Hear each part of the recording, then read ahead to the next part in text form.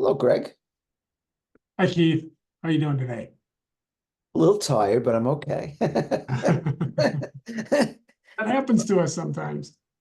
Yeah, I know. I think we work too hard. Maybe we, nah, I was going to say maybe we're getting too old, but not us. No, no, Not it's us. not that. It's not that. It's the heat. It's the heat.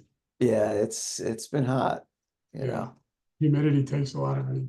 So, It does. Well, before you know it, we'll be complaining that it's so cold.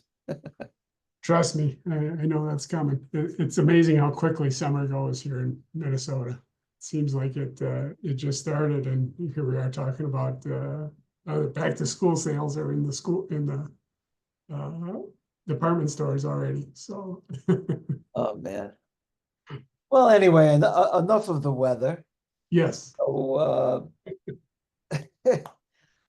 anyway, I was thinking about business and we're always talking about how we can help people become successful as entrepreneurs, and it dawned on me that you really don't learn that much from success.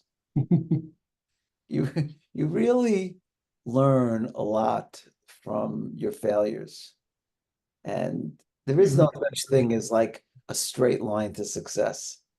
do.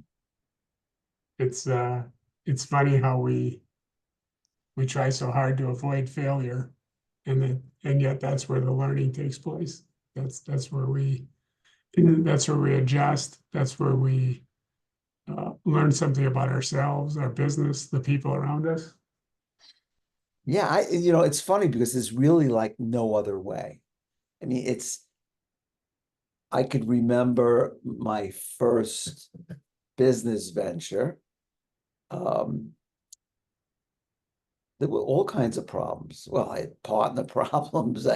You know, uh, they're just things you just don't know. I mean, it's just if you don't know something and you're doing it for the first time, even if you had training in that particular skill, implementing that skill is very different. This is, the book knowledge versus the actual implementation. So Yeah, that's really where the struggle begins. right, right.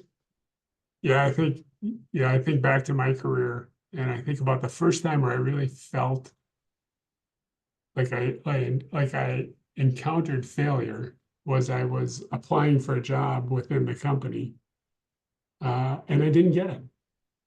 And boy, I really and the thing is, I really felt like I was going to. So I was number one, I was overconfident. As a kid, right? I'm 24 years old, thinking, how can they not put me into this new position? Um, and we didn't.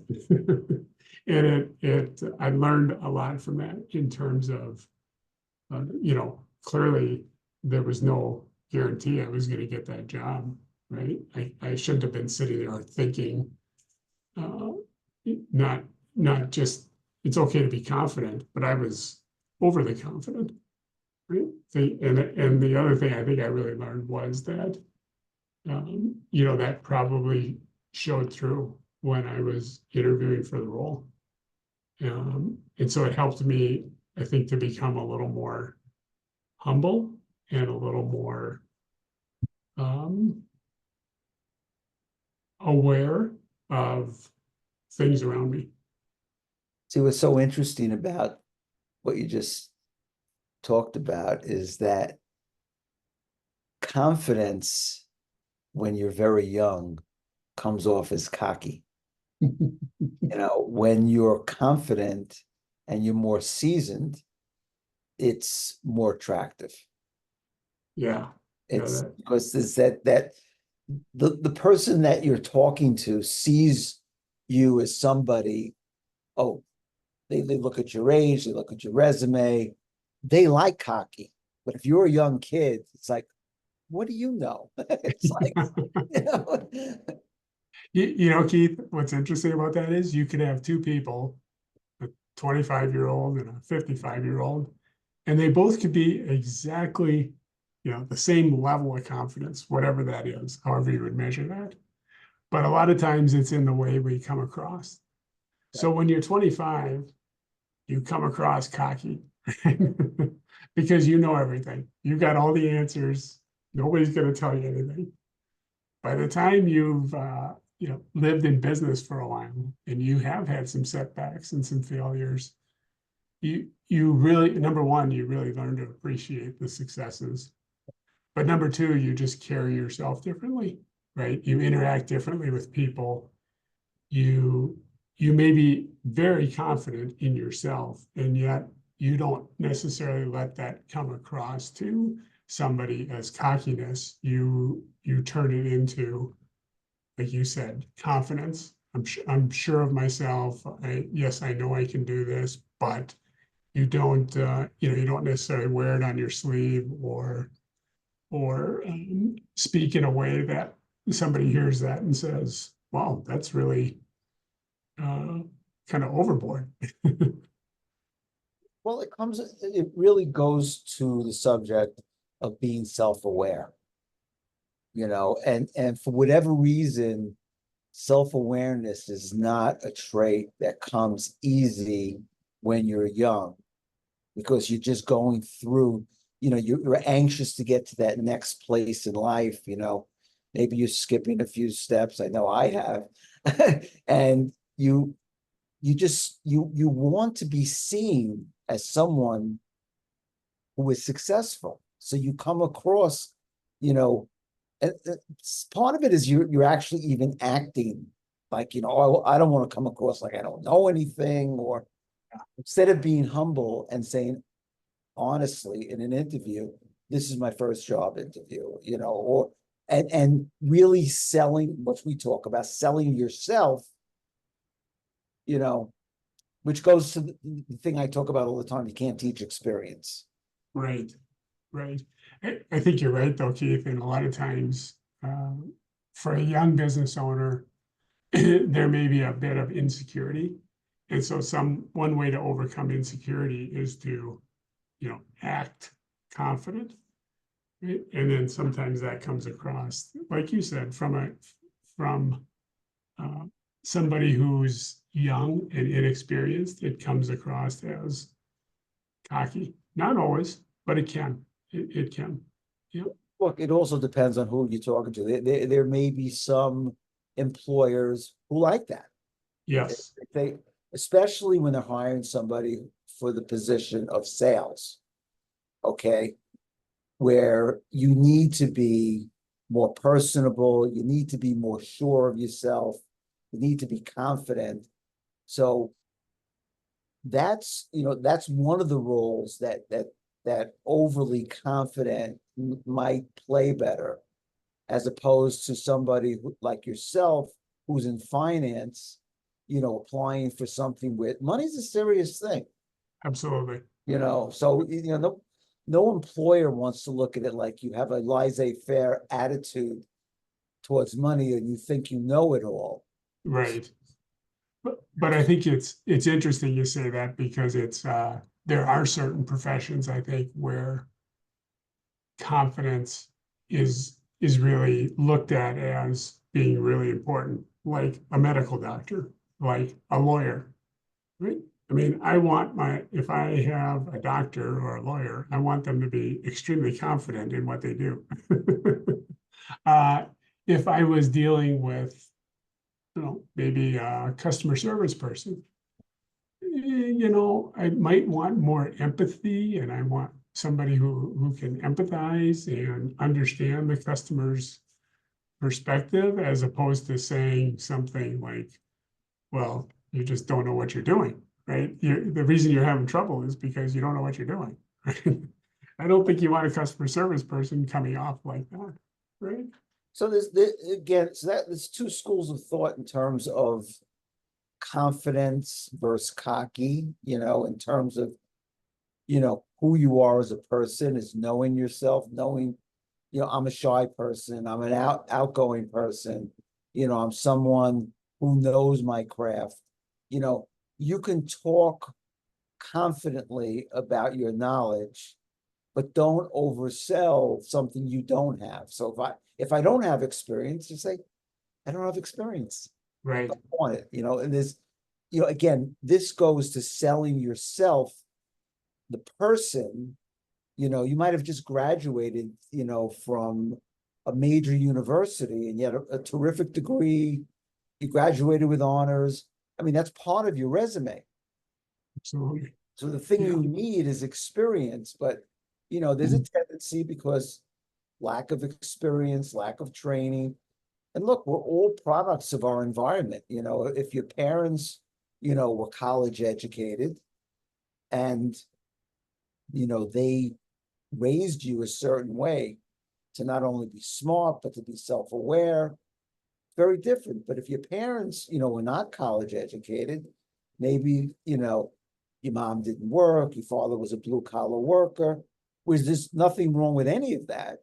All No. I'm saying is that your upbringing may be totally different. So your level of confidence or your training to how to, be in certain environments may not be the same as in another environment. Right. Right. When we started this conversation, Keith, we were talking about the topic we started with was failure. That as business owners or as leaders in a company, there's going to be a lot of times where we experience failure. And we were saying how, I don't know if we were recording it or not, but we were saying how it's almost ironic how we try hard, we try very hard to avoid failure, and yet that's where the learning takes place. That's really where the magic happens. No question about it. And, got a little off topic there for a little bit, but that's okay. Yeah.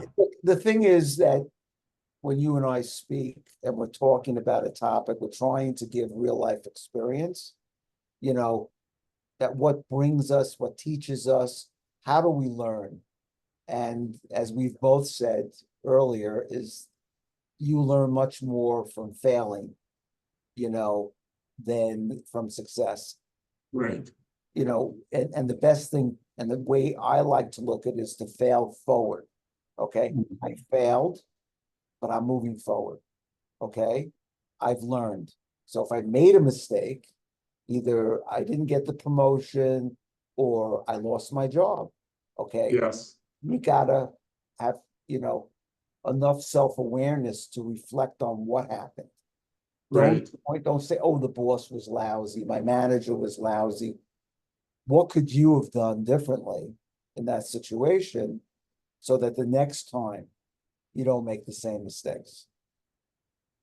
I think about it in terms of, if we lose a customer, we're a salesperson and we lose a client, we're a business owner and we lose a large customer of ours, that it's really easy to start pointing fingers all over the place, right? If you're a salesperson, you say, well, my customer service team wasn't very strong, or our product isn't very good, or and I think, and it's almost a natural reaction, but I think it's really important for us as business owners, as business leaders, to really reflect on that and understand what we could have done differently. Now, if you're the business owner, hey, there's nowhere else to point the finger, right? Now, maybe you have a salesperson who isn't very good, but as the business owner, that's for you to deal with.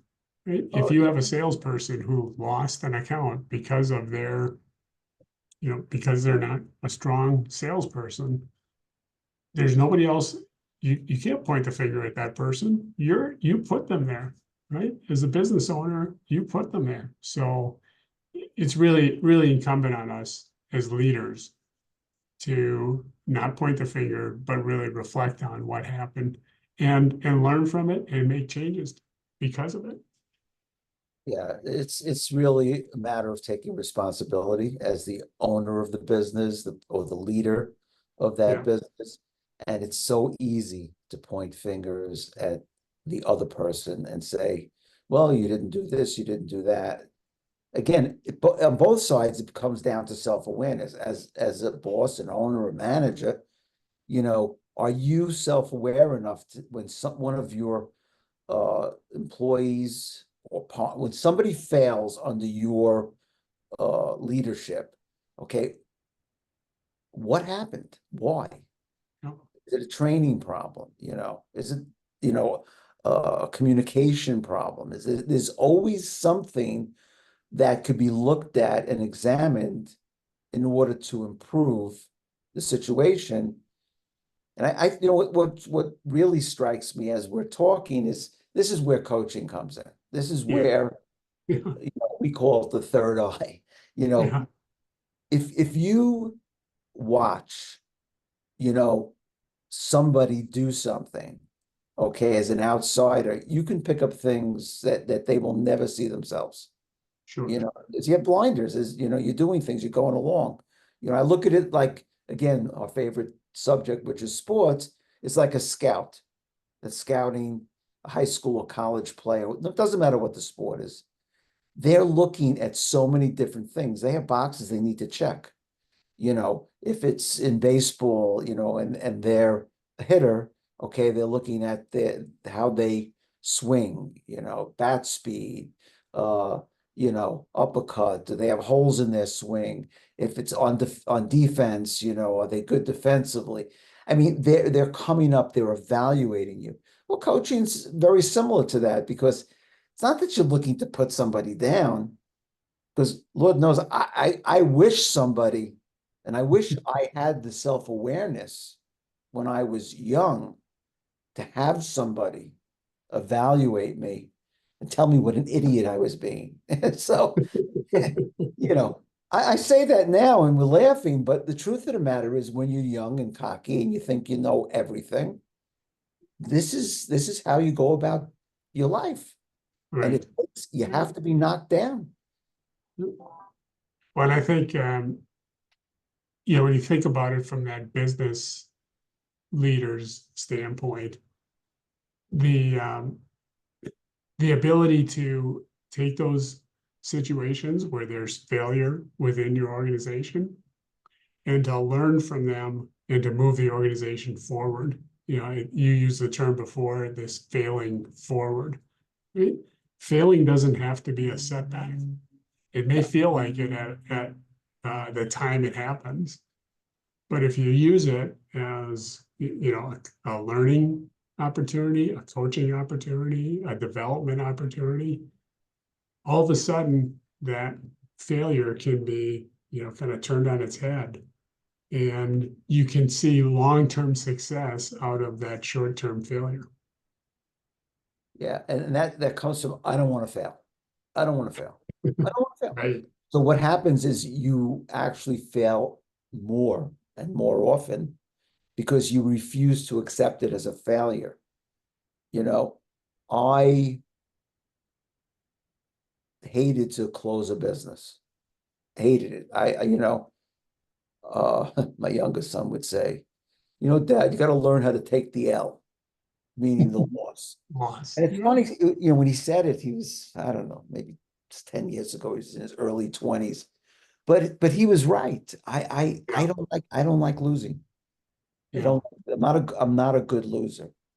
Um, but you're gonna lose. It's gonna happen. And that's part of being an entrepreneur for sure.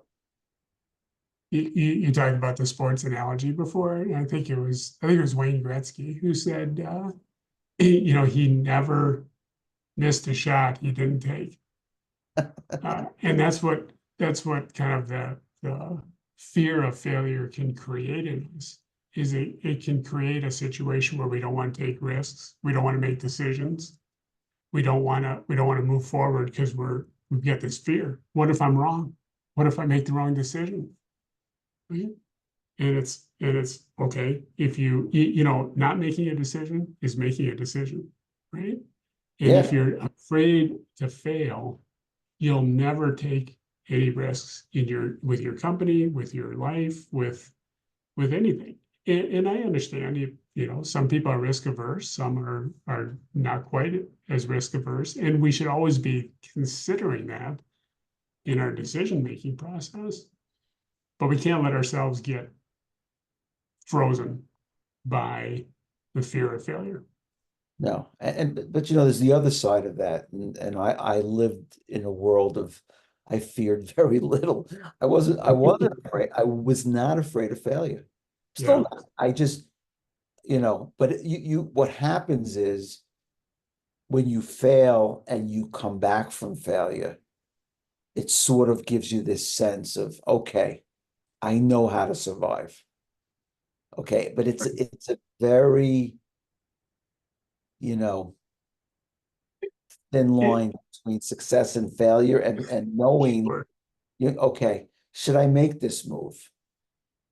But I could tell an interesting little tidbit. My stepdad told me many years ago, and he told my kids as well. He says, when you're going to make a decision, he says, you have to weigh and measure. Can the worst case scenario, can you live with that? Oh, And if you can live with the worst case scenario and it will not destroy you or destroy your business, there's no reason not to take that chance. sure. Yeah, I think that's a great point. Looking at, and it's a question I know I ask myself a lot is, okay, what's the worst thing that can happen? Because sometimes we're struggling over decisions that aren't that big a deal. They aren't that critical. They aren't strategic. They're things that if we fail, well, we'll just go on, right? It's not the end of the world. And you know what? Very few of our decisions are that have that much impact. One decision, right? Now, a series of decisions, sure. And I'm not suggesting we should be flippant about decision making, but there comes a point at which, hey, I've collected enough information, or I know in my gut that this is the right thing to do. And again, a lot of times it's not right or wrong, it's different shades of, good, better, and best decisions that we can make. And one of the things about making a decision is we start to get feedback after that. If we put a new policy in place, we get feedback when we do that. And now we can make adjustments to it. If we were too harsh, we were too lenient, we didn't hit the mark exactly. Well, you know what? We can adjust that and now hit the mark exactly. But we couldn't do that before because we didn't have any feedback on our decision. Yeah, and the world we live in right now, which is data driven, okay, it's like everything you do is measurable. Right. So, and because of that, you can get much more granular into your decisions and go, okay, we ran this ad, it produced X amount, but we ran the same ad, we changed the headline, and our results were so much better. We didn't Right. have that ability, 35, 40 years ago to do that kind of thing. Everything was manual. But, I think the thing I love most about, being an entrepreneur and being in a position to win, okay, which is the fun part of business, is that one, the failures are teaching opportunities or learning opportunities. But you gotta love that. I mean, you gotta really embrace failure. And Embrace it. I agree. You got to embrace it. it's very, very hard for people to say, oh man, I put my whole life into this and I borrowed money and I defaulted on my loan. I mean, yes, those are bad things, okay? But they're not going to kill you. It's not, your life's not over. Yes, you made a mistake, but the thing to do at that point is to really examine, okay, were you really prepared to go into business? And you and I have discussed this in terms of my weaknesses and your strengths.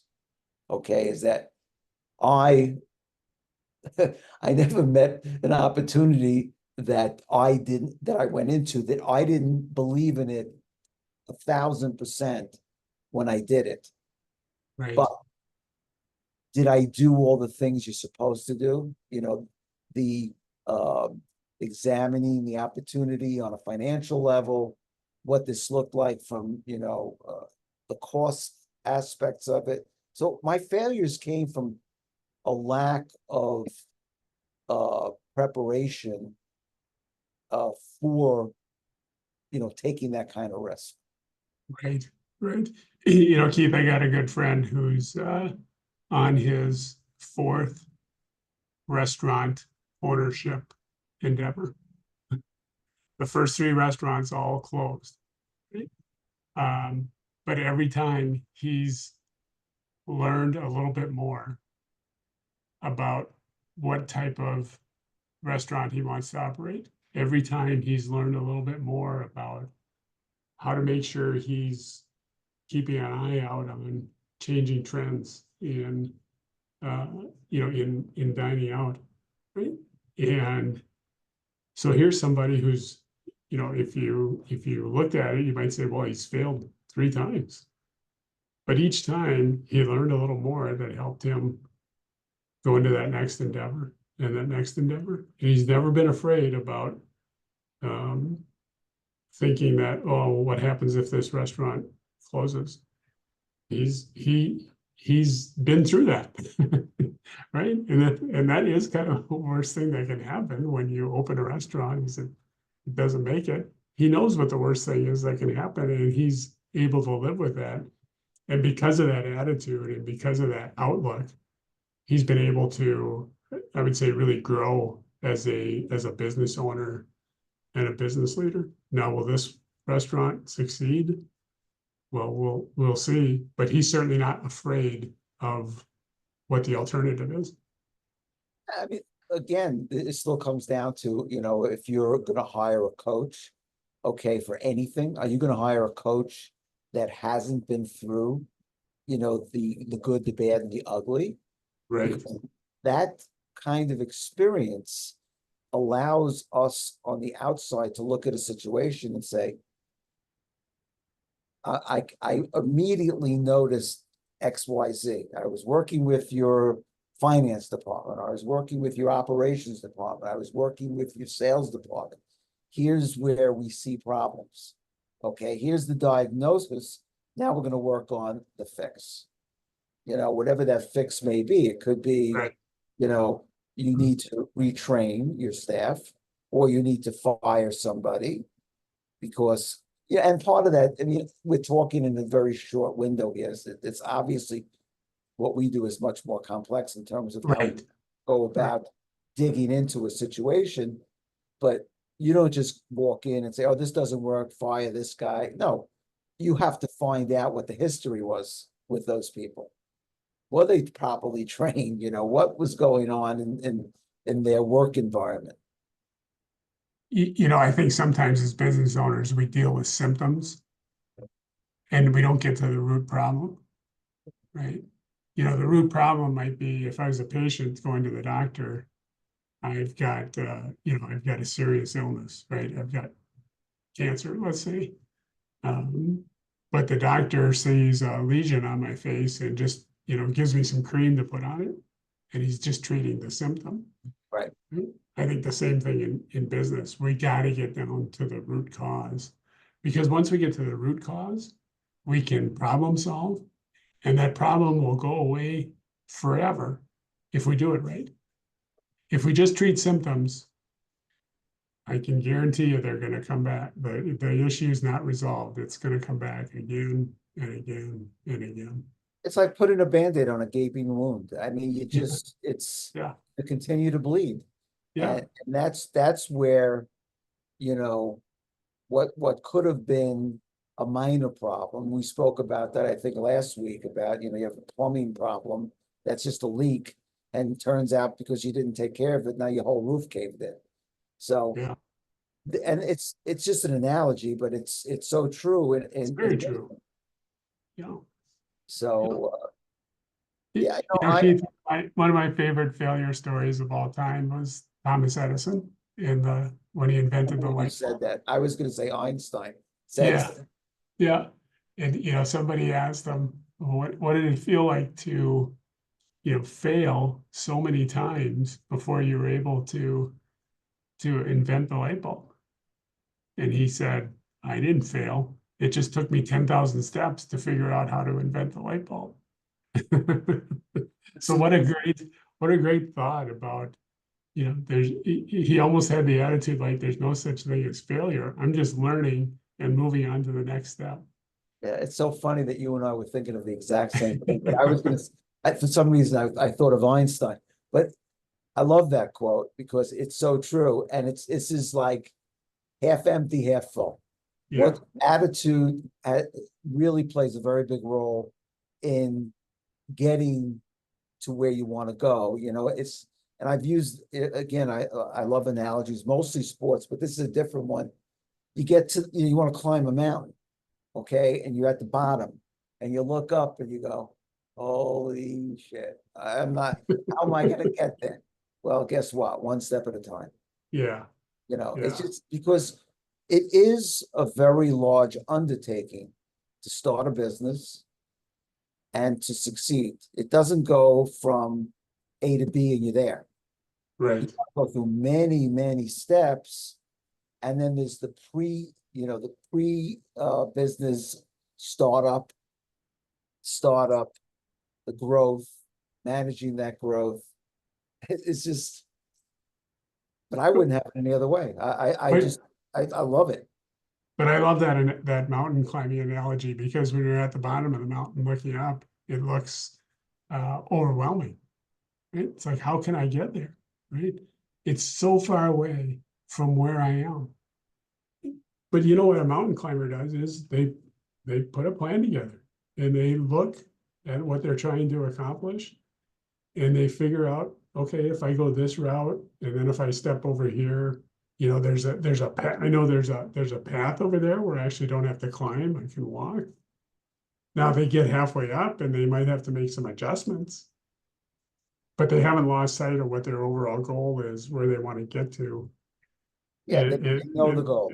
and sometimes, you know what, when you're climbing a mountain, you take some steps back to be able to go forward. And that's that failing forward concept we talked about before. You just don't want to fall off the mountain. But sometimes you have to fall to the bottom, okay, and start over. And that's a concept and I think that's, for myself, that's one of the reasons why I would keep going, because I didn't want to start over, when the truth of the matter is I should have called it a day and said, you know what, on to the next venture, like your friend with the restaurants did. I was just thinking that same On to thing. the next one. Yeah. So, Yeah. So much of what we're talking about here today, Keith, is perspective, yeah, right? yeah. Because we were talking about the restaurant owner. He could have looked at closing his restaurant as failure, end of story. For him, it was just another step in him getting to where he wanted to go. Yeah. So when he opened that next restaurant, he was definitely a lot smarter than he was the first time. He didn't make the same mistakes he made previously. Now, there were different mistakes, there was different failures because there was a different environment. It was a different kind of restaurant. Things had changed, but he wasn't making the same mistakes over and over again. He was failing forward. I mean, it's just such a great, I love that saying. I just love that saying, and it just changes your perspective. Yeah. Totally changes your perspective if you're thinking that way, as opposed to, failing and kind of looking backwards. If you fail and look forward, you just have a completely different outlook on things. And you're taking it with you, but only for the purpose of not making the same mistakes. That's, look, I don't think we've talked about the process of a business plan, but I think one of the episodes we should do is, how do you put a plan together? Because obviously I know my piece, sales and marketing, strategy, but together we'll show people the different steps. Yeah, at least talk to it in some broad terms at one of our upcoming BizTalk weeklies, a very good topic. Yeah, absolutely. So as we end this week's podcast, I wanted to uh discuss what we discussed last week about the channel that we will be creating for young entrepreneurs, interviewing young entrepreneurs. I personally, and I know you agree, that getting perspective from people that are just starting out and hearing what they're going through, since we already know pretty much what they're going to go through, should be very interesting. Yeah, I'm really excited about this too, Keith. And I think, one of the things I think that's really changed since when you and I were early on in our business career is I think, business ownership was always for somebody older, somebody who had been through a number of experiences. I think today's generation is saying, why wait? And there are so many young entrepreneurs out there who are starting businesses when they're 25 Yeah, or 30 years old, fresh out of college. Some of them are starting a business, kind of like a side hustle when they're still yeah, in absolutely. college. And I think that the mindset has just completely changed when it comes to business ownership. And I'm excited to hear what some of our guests might say about Yeah, that. they'll be telling us things that, we didn't think about. It's like, We'll be learning from them, and hopefully they'll be learning from us. absolutely. All right, Greg, another good podcast. Enjoyed Yeah, I it. enjoyed our discussion, Keith. Yeah, And on to the rest of the week. And we'll speak next week.